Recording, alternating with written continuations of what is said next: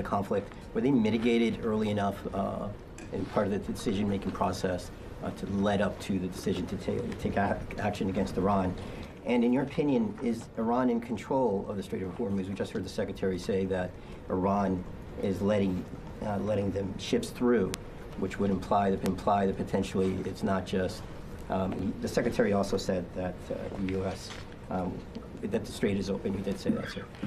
But in your opinion, sir, how can the U.S. ensure safe passage? Mr. Secretary, can you say today that the United States achieved, the administration achieved the military goals that you've constantly delineated? But strategically, is that a victory because of that? And also, you said earlier that the president chose mercy. But you yourself had said 3 weeks ago that we will give no quarter to Iranian troops. How do you correlate those two? And do you think that your comments may have put American troops at risk? No. I try to be nice up here, but you did listen to what I said, right? I laid out the objectives. We believe we've accomplished them, and it's a historic military victory.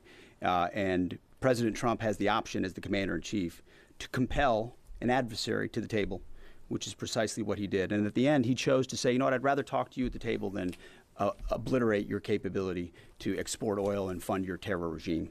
So he did make that choice. That was his choice. He was a president of peace, and he's been willing to make those really tough calls that the American people elected him to do. Nothing we've done, not a single thing we've done. This is a typical, of course, it's ABC.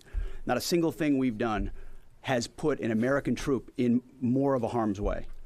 We've only set our troops up to harm Iranian military capabilities, which they've done to devastating fashion and to great success. Mr. Chairman, you had a part of that There's a question. lot in that question. I'd love to take that offline and answer it, but I'm struggling to find exactly what your question was, and that's probably me, not you. Okay, all right. Sorry about that. Mr. Chairman, it was an indictment framed as a question, so you're forgiven for not understanding. Go ahead, please. No, you've had your chance. Go ahead, sir. Open right now? Thank you very much. I believe so, based on the diplomatic negotiation. So I believe so. It is I always believe nice so. to see Yeah, you. sorry. Mr. Kurd or Rahim Rashidi from Kurdistan. I am representative Kurdistan TV and Kurdistan 24 today. I have two questions. Mr. Secretary, will your forces stay in the region and continue to defend and protect your allies and take the responsibility for their security? Second question is, as you mentioned many times, that you have full control of Iran airspace.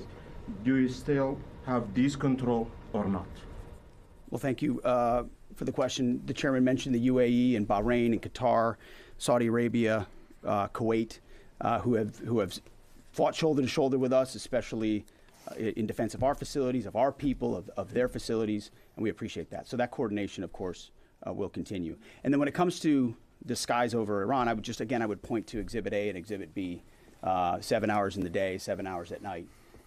If any foreign adversary had attempted to do the same over our soil, they would have no ability to do so. Will they have a system here or there? Maybe. Do they have a network, a system that's capable of defending their skies? No, they don't. It's, as the chairman laid out, that's been dismantled, degraded, and destroyed. So it's a slight distinction, but an important one. Yes, right here. Go ahead. General George in the middle of a war. Excuse me. You got a question? Go ahead. Yes. Two questions actually for you.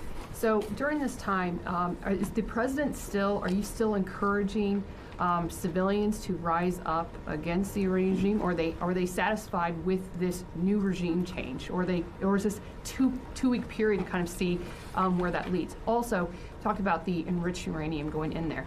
Would that require special forces or other military, our service members? Who would be basically going in there and trusted to going in there to get that uranium out? Mm-hmm. Again, on the uranium, we're watching it. We know what they have, and they will give it up, and we'll get it, and we'll take it.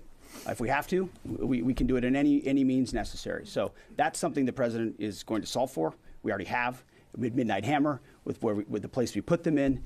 and the reason it's in the situation where it is. The second one was about the people. Listen, I would love to see the Iranian people take advantage of this opportunity.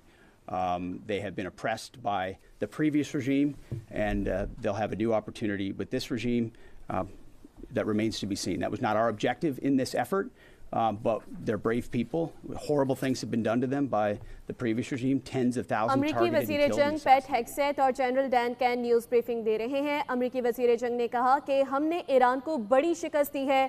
America का operation opaque fury एक कामयाब और तारीखी operation रहा। सदर Trump ने तारीख रकम कर दी है। मंगल की रात ईरान पर 800 हमले किए। ईरान के सैकड़ों मिसाइल हदफ पर पहुंचने से पहले ही तबाह कर दिए गए। ईरान की फ़ज़ाइया तबाह कर दी गई है। ईरान का मिसाइल प्रोग्राम अमली तौर पर नाकारा कर दिया गया है। अमेरिका ने फैसला कुन ऑपरेशन किया। पैट हेग्सेट ने कहा कि ईरान को जंग बंदी के लिए गिड़गिड़ाना पड़ा।